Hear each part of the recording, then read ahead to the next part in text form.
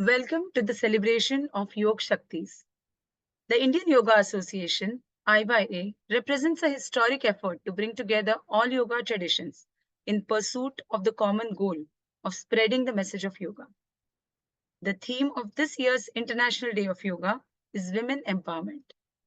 IYA, through their IDY series, is celebrating the contribution of women Yogacharinis by highlighting their critical role and yoga's transformative power in fostering women's empowerment and well being.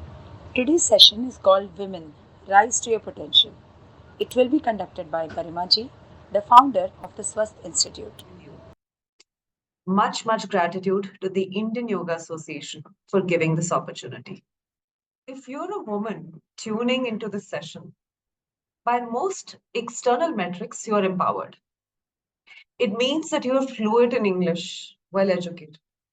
You have access to good internet. You have the time and space for self growth. But if despite this outer success, if you're still here in this session, it means that perhaps something is missing. Perhaps there's something else that you're seeking. So let's pause for a moment and reflect on some questions that I'm going to ask. Is this you? Feeling overwhelmed by the demands of the world around you? Prioritizing others' needs at home or work above yours? Wondering if you're living up to your potential? Undervaluing your gifts and abilities? Feeling disconnected from your own body wisdom and intuition? Feeling alone in your journey? Don't worry, you are not alone. This is or has been the lived experience of many women today, including myself. Despite my stellar credentials, at many points in my journey, I have felt burnt out or unfulfilled. My relationships suffered, both with others and myself. I had neither health nor joy. But through a long process of study, contemplation, and lived experiences, I have come to believe that we women can have a different reality. So, in this session, I'm going to share the essence of my learning and work with you.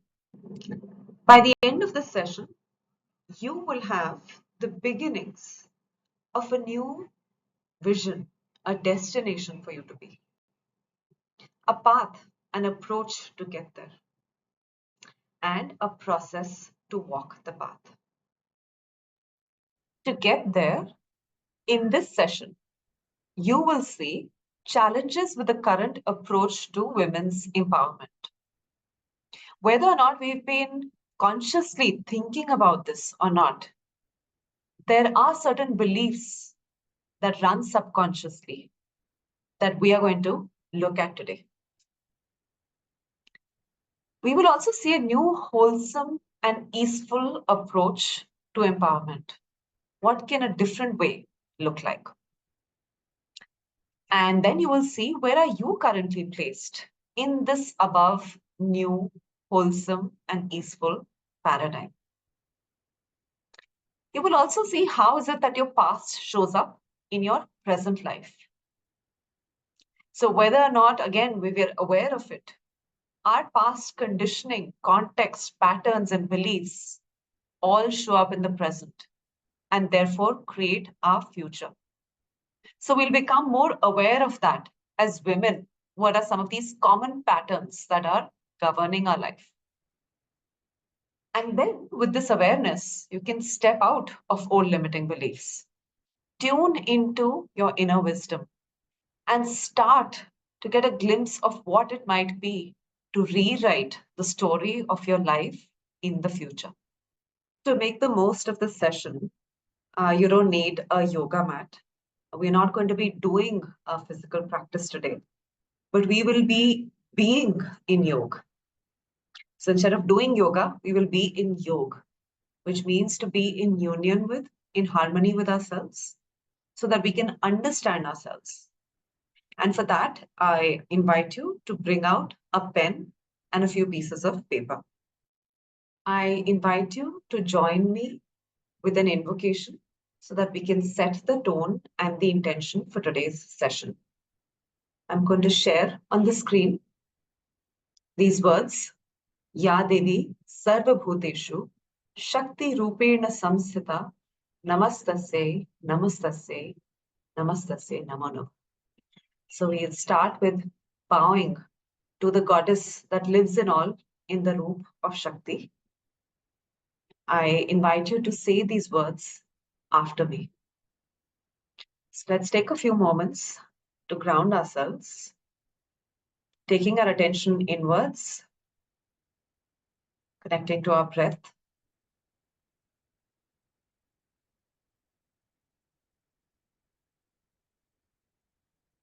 Becoming present.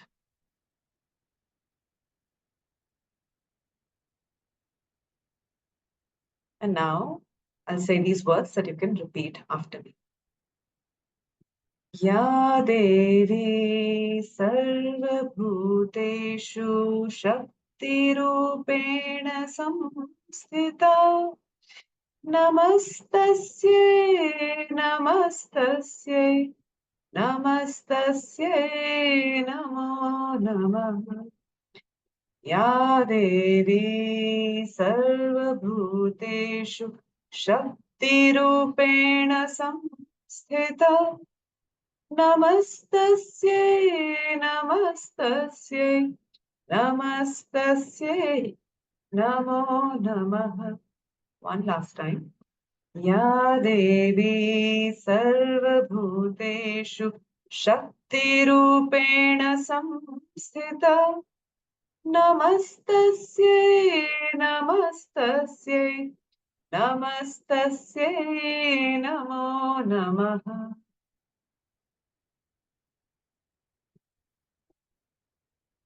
Keeping your attention in words,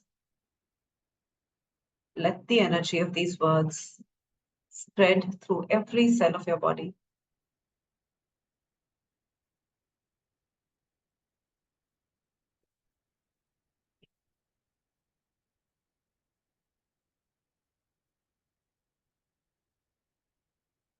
Becoming more aware of your body, your breath. I invite you, with your attention still inwards, to take your attention to your image of an ideal woman.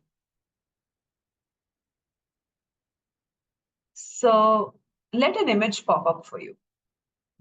For whom? For you, the ideal woman, what does she look like? What is her physical appearance? Her hair, face, body structure. What is she wearing? Her clothes, her jewelry. Just visualize that. What are some emotional attributes that you associate with the ideal woman?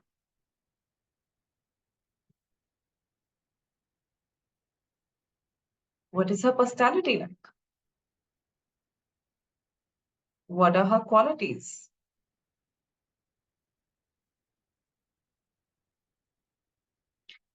And now see this ideal woman in the context of society, which means her family, work. How do you visualize her?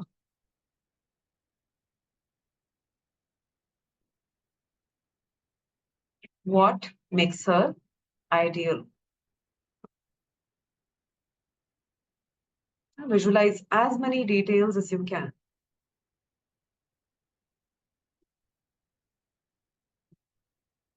And slowly, you can bring your attention back into this room with a few blinks of the eyes. You can open your eyes. So what you just visualized was your imagination, your template, your description of what an ideal woman looks like. And different cultures and different times have had their own template. I'm going to show you for the sake of simplicity, two templates, a traditional and a modern template of how we try to visualize and fit the ideal woman. This is the traditional template. You can see right from the physical appearance of long hair, wearing a traditional dress with jewelry well put together, to certain emotions and personality that we can attribute to such a person. We see her as loving, caring, giving, sacrificing, putting others ahead of herself, always thinking about others. And also, we always see her in the context of a family. So, how is she as a wife, a mother, a daughter, a sister, a daughter in law? Many, many roles that we see her juggling, all with a lot of grace, a smile on her face, and constantly thinking about the other. This is one of the templates for the modern woman. Right? You can see physically just the clothes that she's wearing, a cool, educated woman, the confidence that she exudes, perhaps certain personality traits like being determined, being a go-getter, breaking the class ceiling.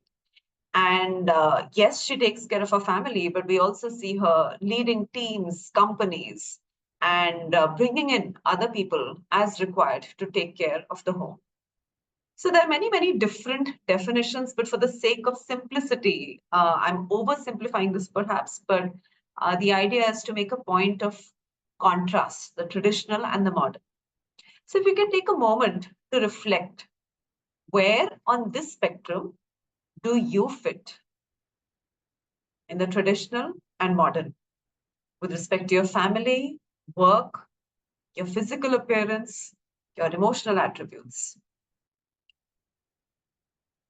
Please note that the idea is not to say which template is right or wrong, good and bad. There is no such thing. What we're trying to see is that each of these templates had a certain purpose because it was based on a certain context, a certain assumption on society and the fabric of life. And each of these templates has served that purpose. But sometimes when we take things to an extreme and just be governed by this template, it also does pose challenges. So the benefits of the traditional template was that there was a very cohesive family with a very clear division of roles. So a lot of focus on the family. The benefit of the modern template is that the family benefits from a higher income. Organizations get diversity, have a lot of talent coming in. Women themselves have a very different experience of life. So each of these has certain benefits. What are some downsides? In the traditional template, sometimes women feel undervalued. They feel weak, especially if their education has been compromised, or if they haven't been working, if they're not earning. They may actually find themselves and feel that they are less valuable than others. Some of the challenges with the modern structures can be that the family structure starts weakening because there is less support for home. Sometimes it causes rift with the elder generations who are more attuned to a traditional way of being. And if I may stretch these to a little bit of an extreme right now, we're just doing this to illustrate a point. A downside, a danger of the traditional model when taken to its absolute extreme is practices like dowry, objectification of women, and a whole spectrum of abuse that they go through when they feel completely disempowered. On the other side, the modern woman trying to do it all leads to the woman also feeling burnt out, having health issues, and sometimes really losing sense of her own self because she's constantly juggling different responsibilities. And this shift of templates and of this gender equation over time is not just impacting women and families, I mean, it's impacting men too. And while there has been a lot of improvement and progress as we have started embracing the modern as well, the fact that we're trying to do both is also coming with its own challenges. New problems are arising with our approach to women's empowerment. Families are falling apart. whether it's a high rate of divorces, a relationship with children is suffering, relationship with elders. In the workplace, there is stress, burnout, personal health and well-being. All of these can start to have an adverse impact. So again, I invite you to pause, reflect. In your challenge, in your life, what challenges are showing up because of the template that you are trying to fit into? It may or may not be one of these, it may be a combination of these. But just reflect for a moment. How is the template posing a challenge in your life? It's also serving a purpose. So be aware of the purpose. Be aware of both how is it helping and what is a challenge that you're currently facing.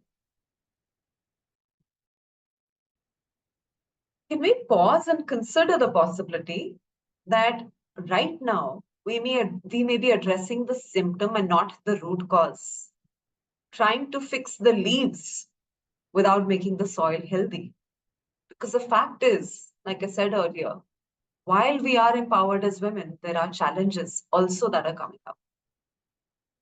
What is happening is that our focus is on the external doing. We're trying to do it all rather than focus on the internal being, which is to be it all. So we'll talk a little bit about this difference between the external doing and the internal being from where the doing springs. So what could be an alternate way to redefine and look at women's empowerment? Let's take a look at an alternative approach. At the Swasth Institute, here is how we visualize empowerment. And our definition of empowerment is where one can rise into the potential of our whole self. So there is wholeness within. With the power, the empowerment, the power to make choices. And how are these choices made? They are made as per the situation, the needs of the situation, the context that you are in or want to be in, and aligned to your values, to our values, and to our inner essence. So empowerment is to rise into the potential of our whole self with the power to make choices as per the situation and aligned to our values and essence. Self. One aspect of wholeness that we will focus on today is that of the masculine and the feminine within. So let's see some masculine qualities: being competitive, assertive, protective, goal-oriented, rational thinking, independent, monotasking, and with a bias for action.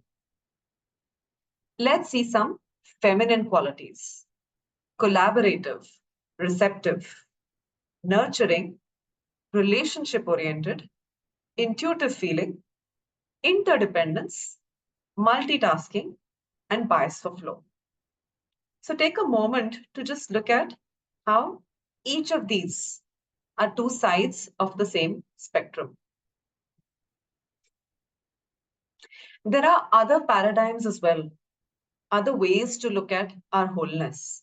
So traditionally, this image of Ardhanarishwar was to demonstrate the wholeness and the completeness of both of these selves.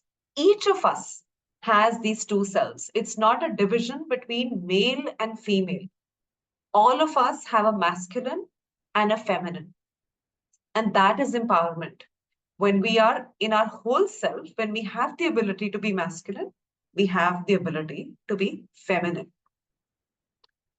Another important point is that sometimes you may map masculine qualities to work and feminine qualities to home, to family. But that need not be. This is not about externally what we're doing, but internally, how are we showing up and how are we being in whatever we do.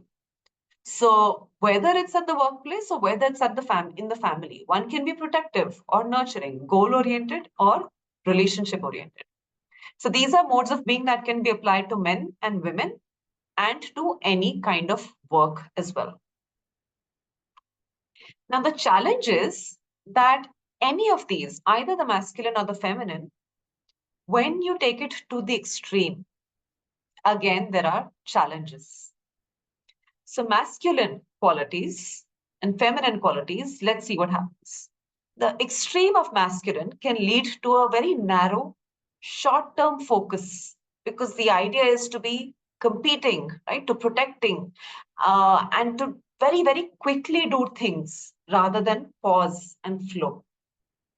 So that narrow focus and that short term focus actually leads to depletion, outer depletion or inner depletion.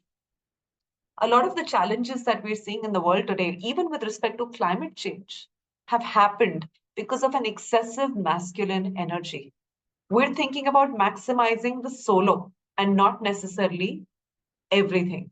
So we're thinking independently, but not really thinking of interdependence. Now, what are some challenges of feminine qualities when taken to the extreme? That can actually result in diffused action, right? Because there's so much focus on being receiving, nurturing, reflecting, and being that the action energy can be less. And it can lead to this energy of self effacing helplessness. What I mean by that is when we lose our sense of the self because we're so focused on others that we actually forget our own self and we feel helpless, we feel powerless. So each of these has pros and cons. So I invite you to again pause for a few moments and reflect. Where are you on the spectrum with respect to the masculine and the feminine? At work, take a moment and see what qualities do you have more of.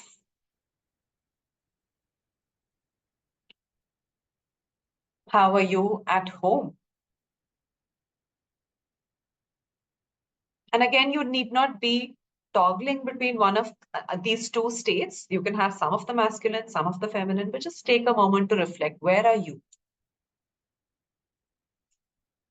And reflect that the pattern that you have currently, how has it helped you?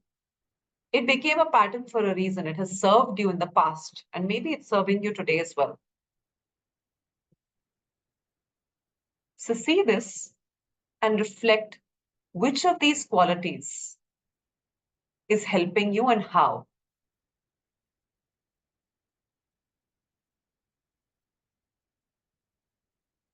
And now reflect on the third question. How could your life shift if you can rise into your whole self? So if you're more on the masculine, what might shift if you bring in the feminine as well? Not to switch, but to bring in the wholeness. The ability to be masculine when needed, feminine when needed. So how might things for you shift at home, at work, with respect to your health, as and when you bring in this wholeness?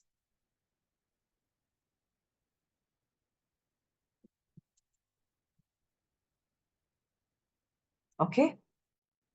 So some of you may be thinking that if you think in terms of the masculine and the feminine, this empowerment becomes a very gender neutral term because each of us is rising into their wholeness, the masculine and the feminine. It's not really about the gender as it is about this being, these qualities inside. And yes, that is true. Both for men and women, the destination is the same. It's the wholeness, the purnata that we talk of. But the journey and the path to get there can be different because men and women have historically had a different kind of a context, different upbringing, different conditioning. So the destination is the same, but the path to empowerment for men and women can be different. And I'll illustrate it with an image. This is an image of different streams merging into a river. So they have a common goal, but different paths. Different streams merging into the same river of wholeness. Even among women, the paths to rising can differ based on the past conditioning.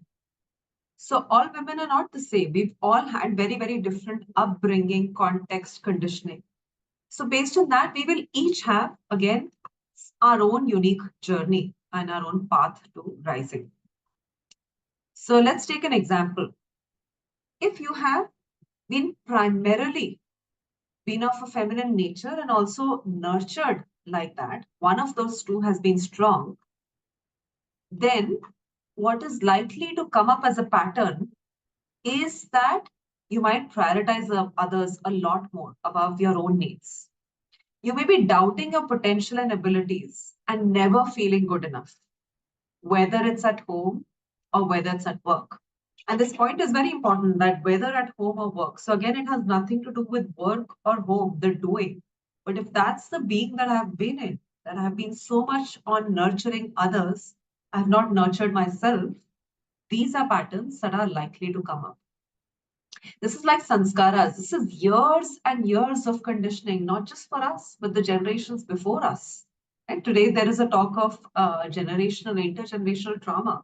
So this, all of these are experiences, sanskaras in the past that many women have had over generations in our family and as a society. So what has been the context of women with a very feminine upbringing is that they've not been educated. They were not equipped to deal with the outer world. Right? They were sometimes undervalued. They had limited role models of success as defined by the outer world. Right? Even today, if you see, most industrialists, businessmen, leaders, all of them are largely men. I would say in the spiritual world as well, we have a lot more role models as men, but not so many women. So because of this, subconsciously, we end up doubting ourselves. We don't have role models externally, and even internally, we don't feel we have all the skills required to succeed in the outer world. So even when we are succeeding, in the doing, it may be different, that we are succeeding, we are doing really well. But internally, we'll just keep feeling, I'm not good enough, I'm not good enough. And that feeling of good enough will be like a fuel in some ways, that it may get us to excel, to achieve. And that's great. But if that continues for long, that's what leads to ill health, depletion, just never feeling good enough. At the same time, there are also women who've had largely a masculine nature or a nurturing, either of those. Here, what's likely to happen is that they might feel disconnected from the wisdom of their own body, their own intuition. It might lead to an impact on your health and well being because you have been overworking. And this has been my journey, for example. I have been educated, valued, had a lot of role models. My own mother was a working woman. So I always had that model for how a woman could be strong, confident, independent, all of that. But despite that, then I went into the extreme of my masculine. I got disconnected from my own self. And suddenly I just found myself feeling completely unfulfilled, completely depleted. I became all in the thought realm, not in the realm of emotions. So I lost touch with my own self. My health and well-being suffered. Right? So we may have succeeded in the outer world because of the masculine qualities, but we are still likely to continue with this set of issues. At the same time, it's not only challenges alone. We are also likely to have certain benefits because of our past context. And that can serve like a foundation that we can build on. So, if you've been masculine, nurtured, some of the benefits are that you know how to succeed in the outer world. You know how to get things done. And it's the same energy that you can direct them to your inner pursuits, to your inner journey. And so this becomes very handy, this whole energy of doing things, of being result oriented. And we can just shift the results that we're going towards now, perhaps. The result can be, what will it take for me to have my own fulfillment? Likewise, there are benefits of feminine nurturing as well, that we would have had less pressure to perform, more allowance to be creative. So that may have gotten us the ability to be in touch with our true self. Women are naturally, we see even as a society, there is a lot more allowance for women to be in touch with their emotions and their intuition and their creativity than for men, right? So that's what becomes a benefit, because then you can do these intuitive pursuits, right? Externally, you can have space for your emotions internally.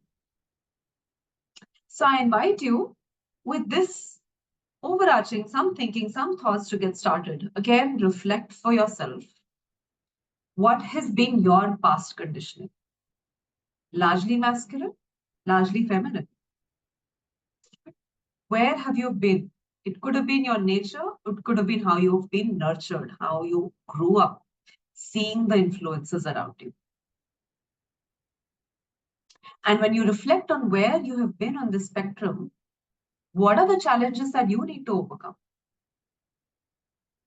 Yes, your masculine or feminine nature has served you, but what are some challenges that you may be facing today because of not bringing in the wholeness? So just take a moment to reflect on that.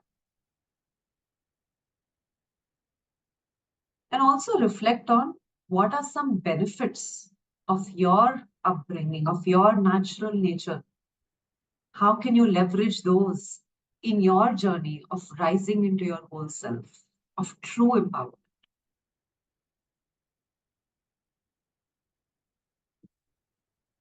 So the challenges, the opportunities, the foundation that you can build on, and what you need to do differently. So far we've seen two things: the destination and the path. The destination is that of rising into our whole self, where there's a power, the true power to make choice. And what do we choose based on the need of the situation? Do I need the masculine more, the feminine more? And aligned to our values, our essence. So that's a destination of wholeness that we saw. And we also saw that men and women will have their own journey to rising. Even within women, we saw, based on your context, your past, your conditioning, the path can be different. The challenges will be different. The opportunities will be different. So what we will now see is a process that you can use to rise into your wholeness. So this rising into the wholeness is inspired by nature, and the connect with nature will become a lot more clearer. But very simply, nature shows is constantly rising and growing. It shows us how a seed can become a plant and a plant can become a tree. So the secret to rise is within this word itself. Each of these letters stands for something. Let's look at them one by one. R is to reconnect. Reconnect to yourself, to nature, and to each other. So in today's fast-paced world, we're all connected, you might say, through the internet, WhatsApp, social engagements, office meetings, get-togethers. You might argue that we have actually a lot more connection that we need. But this connection is at a superficial level. So the invitation is to really slow down, step back, go out, step out of the doing into the being, be with yourself. It's when you connect with yourself, with nature, where so many answers lie, and with other women around, because this is a shared experience of women. You're not alone. That's when the answers will come from. You don't need to look for a book or theory. You will get your own answers. And today we have all the life-changing content that we need. There is enough and more that we have seen on YouTube and social media. But we need to connect with our own selves, our inner guru, our inner teacher, our inner voice, the wisdom of our body, energy, mind, emotions, intuition, and spirit. So that's the first R. I is then to invite a new way of being that supports you. So we saw the masculine and the feminine ways of being, and now you need to see in which situation, when you connect with yourself, you will be able to see a different perspective. Instead of trying to change people around you or change the situation, What is a new way of being that you can step in? Do you need to be more of the masculine and assert yourself, be in your power, show your boundaries? Or do you need to be in the feminine, where you need to be compassionate? Like maybe even take that compassion to yourself so that you can rest more. Do you need to do more? Do you need to be more? So that's the invitation that you give, right? What can you do differently? The S is for safety. So oftentimes we are so stuck in our current mode and we feel like that's the only way to survive. But actually, it restricts us. If we move to a mode of thriving rather than surviving, we can actually see that we can be safe to take some of these risks, because stepping out of your comfort zone, of your pattern, is not going to be easy. So find these spaces where you are safe, right? So where you feel psychological safety, physical safety, emotional safety. It can be your close friends, it can be family members who understand you, maybe some colleagues. So find what are those places and where you feel safe, because that safety is what will enable you to do the next E, which is E to emerge, right? Emerge into this new you, be in the driver's seat of your life. So a plant does not become a tree overnight. You don't need to take massive and scary leaps and suddenly change yourself. Rather, you can take small, exciting steps towards your vision for wholeness. So that's the invitation to emerge, right? So when you're in a safe space, then you can do experiments to emerge. Practice, what might it be? To either set your boundaries more clearly or to soften them, to be more action oriented or to be more being oriented. So all of those are what you practice in emerging. And it's also important to note that this is not easy and not suggested to do completely shift overnight, because there is a certain ecosystem around you that you don't want to completely disturb, right? You want to make it easier for them also to adjust with this shift. It's going to be different for you also. You might physically, even at a bodily level, you might be so used to doing things in a certain way that it's a rewiring of your nervous system, your patterns as well. So take small, small steps, and instead of a huge leap, you can take small steps, one step every day. So this is rise, reconnect, invite, be safe, and emerge. And there's another N. N is to nurture this process, to do this on a regular basis. Because when you keep nurturing it, then the rise becomes risen. Then you have actually risen. So the power of consistency. Atha Yoga Anushasanam. It is an Anushasan. It requires committing and taking steps every single day. So you might decide on reconnection, right? That you're going to perhaps go out for a walk, do your yoga, your meditation, ways to connect with yourself, do journaling, find any way to be in yoga, in union with yourself, with other women around, with nature. You might say every day you're going to invite a new way of being in a current situation. You're going to find a safe space where you can emerge. But you need to nurture this process, do this very regularly. So I can share, like for myself, one of the things that really, really helps me, and I do quite regularly, is to spend a couple of hours once a week in nature. That's when I can really step out from my patterns. I can see things very differently, very different perspectives emerge. And I then go back with inspiration to approach challenging situations in a different way. What is beautiful about this is actually that different people also have different outcomes and experiences in this process of rising. And I'm going to share some examples now. Changing some very deep rooted patterns is not a very simple, straightforward process. What really helps is to have support from like minded women, a community around. And I have personally experienced this.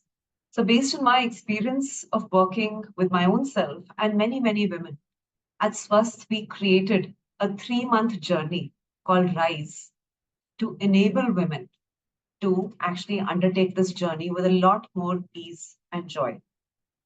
So we have what is called RISE. It starts with a 3-day residential workshop, and it's followed by 3 months of online support, where we are supported by nature and a very supportive circle of sisterhood to make these leaps that we wish to, but using small steps. It's amazing what can transpire at the end of 3 months of consistently doing these things every single day. So this is a workshop and a journey rather that we offer.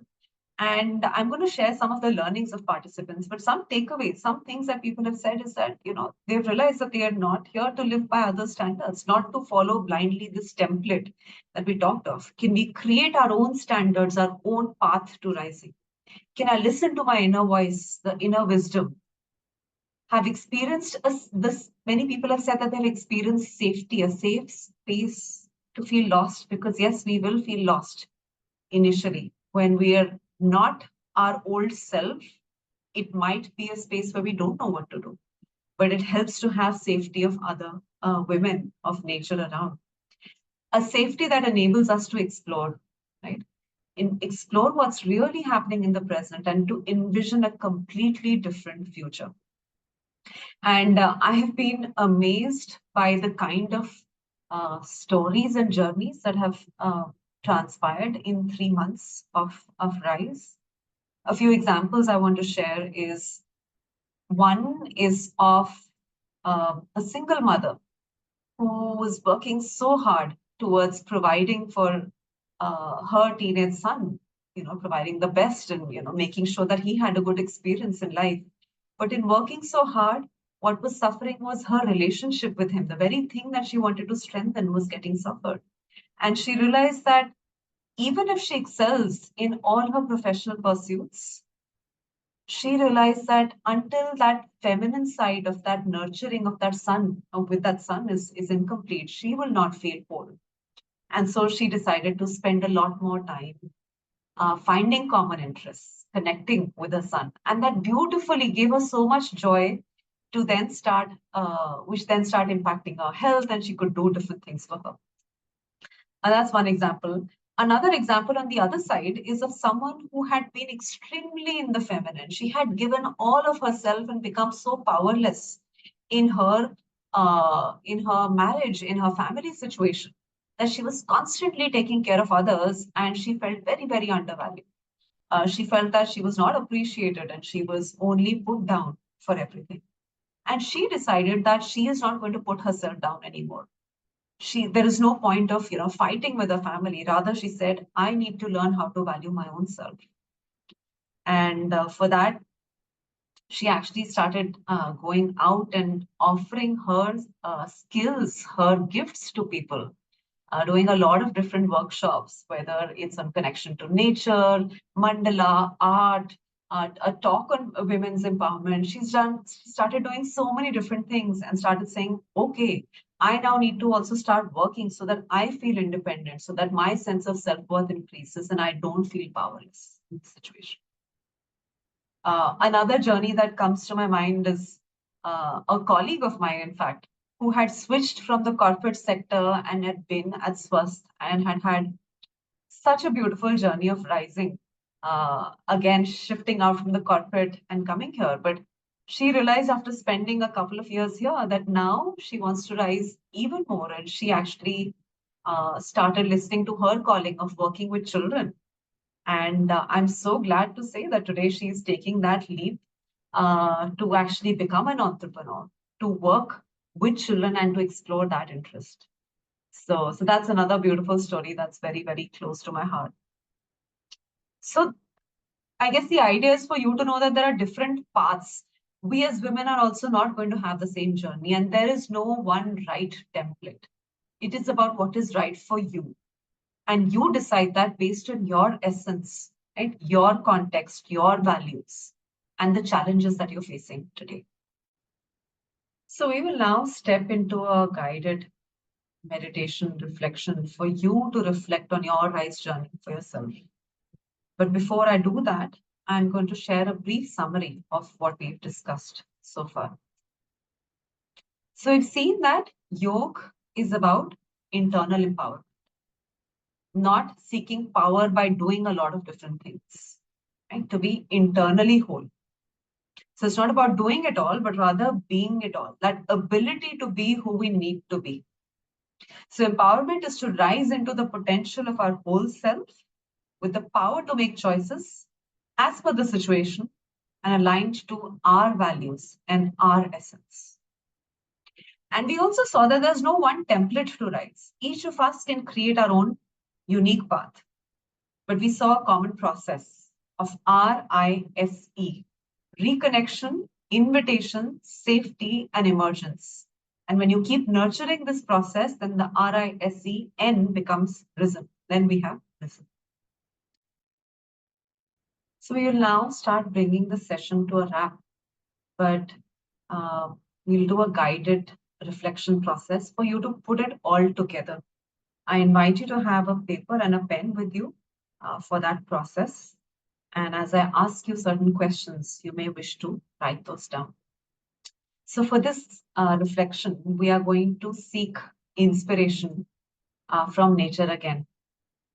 And what you see here is the template that's showing a seed that is rising into a plant with leaves, with flowers, perhaps with fruits.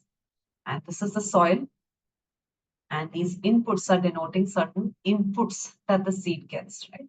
So for a seed to become a plant, it needs the soil, it needs certain inputs, and slowly, slowly, then it starts becoming a plant and then a tree.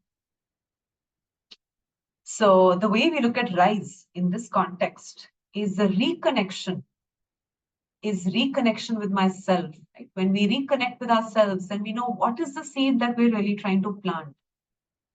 So that's the connection back to our essence. When we say make the power to make choices aligned to our essence, this is the reconnection. We need to reconnect with ourselves, know what is the seed that we're planting. Then the invitation is these different arrows, these different nourishing inputs that we want to invite, right? Which are going to nourish us, that are going to support the seed. And these inputs can be being, how am I going to be, and certain actions that we're going to take. As we invite things, then we need the safety, right? So just the soil provides us protective cover. Likewise, we need to find safety in certain people, situations, relationships where we can start experimenting so that we can emerge in all areas of our life. Just like a seed converts into leaves, flowers, and fruits. What is your emergence going to look like? So I invite you to take a few moments to connect with yourself so you can take your attention inwards.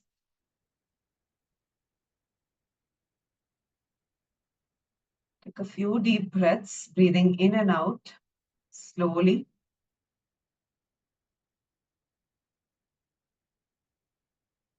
You can close your eyes or keep them semi-open.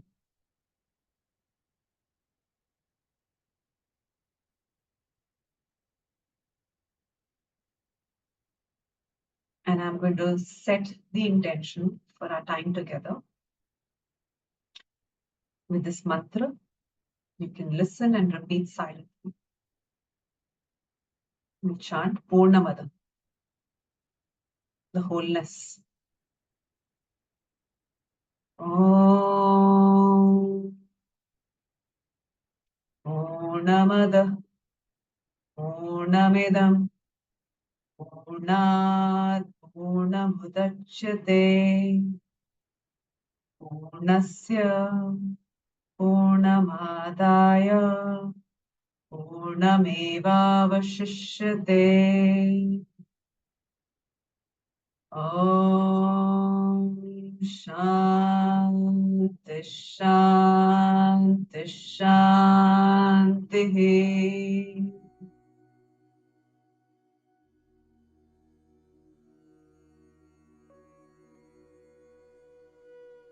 Keeping your attention inwards, connect with your breath.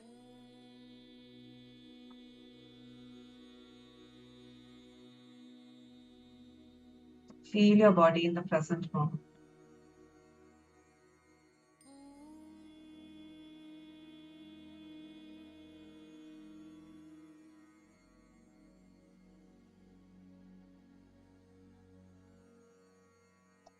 And ask yourself,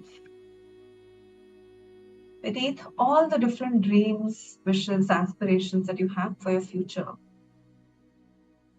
what's the seed that you wish to plant?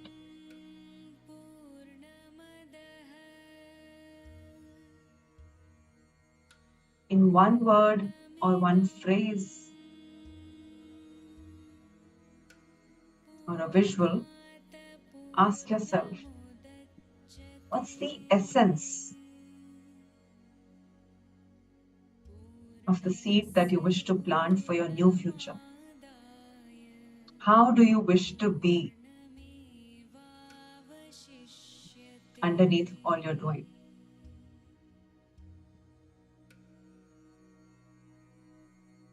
Go with the first word, first image that pops up.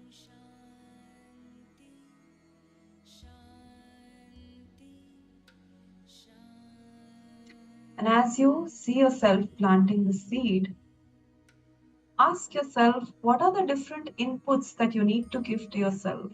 Things that you need to invite into your life. So if you want the seed to blossom, what are some things that you want to start doing?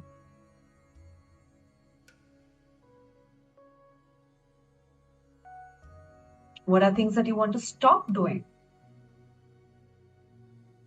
that don't nourish you?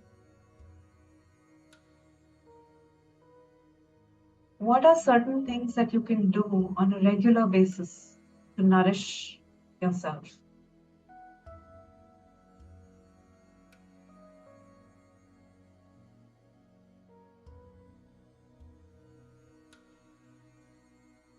So let a few inputs come up. What will nourish you? It can be activities, it can be people, it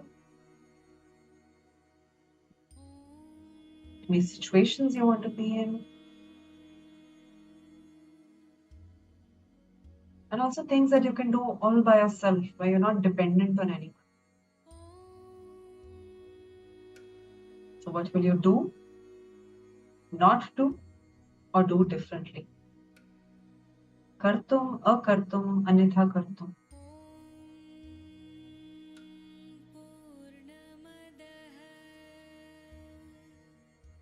Now ask yourself, what is the safety that you need? What are some places where you feel safe? It can be physical places, like your room, a garden, a temple, a place of worship, anything. Where do you feel safe to be yourself? What are some relationships where you can be safe and you can experiment with a new way of being?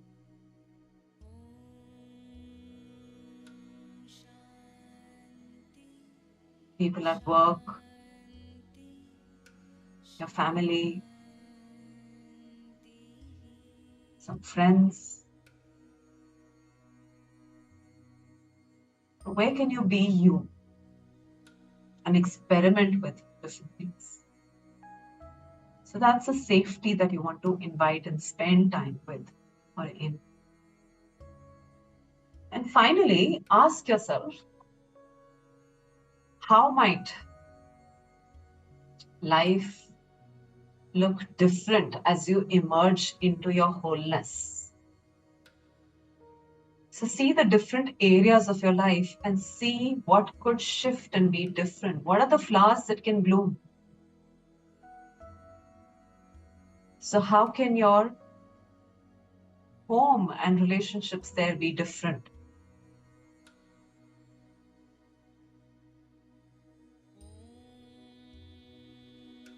How will you be different in terms of how you are, how you speak, how you engage with others? How will this different you show up differently at work?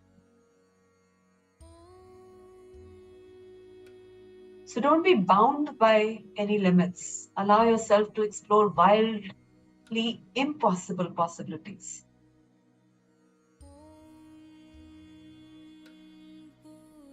How can your health be?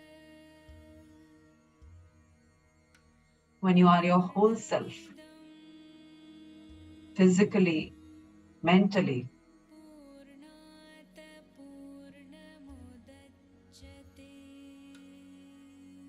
Just visualize what's this new you that wants to emerge and how will she look?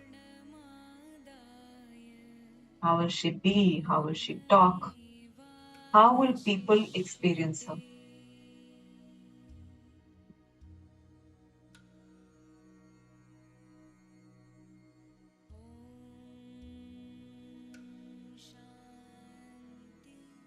And as you think of this emergence, go back to the seed. From the top, go right to the bottom.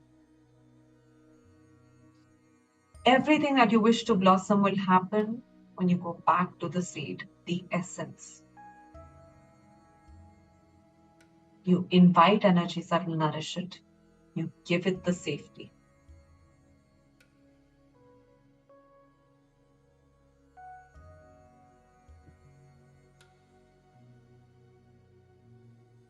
You have a lot of potential within. Allow yourself to blossom.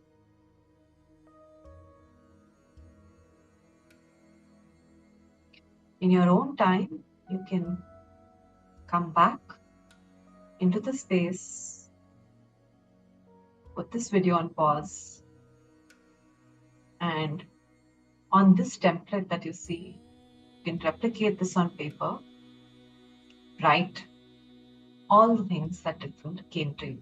And you can also put images. And this becomes your intention board, your vision board,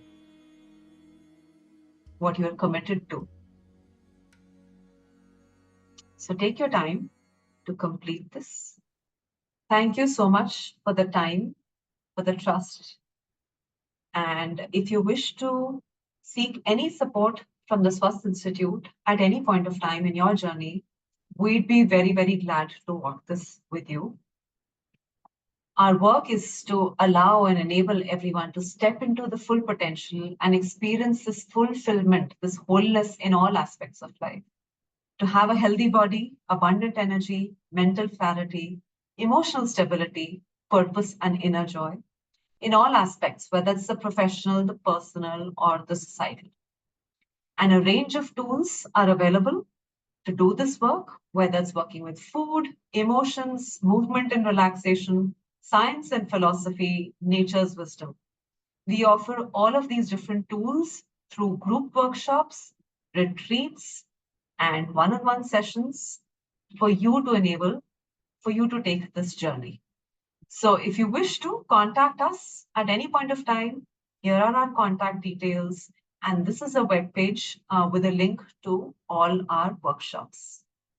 Thank you so much once again for the time and for the trust. And may we all rise into our wholeness. Namaskar.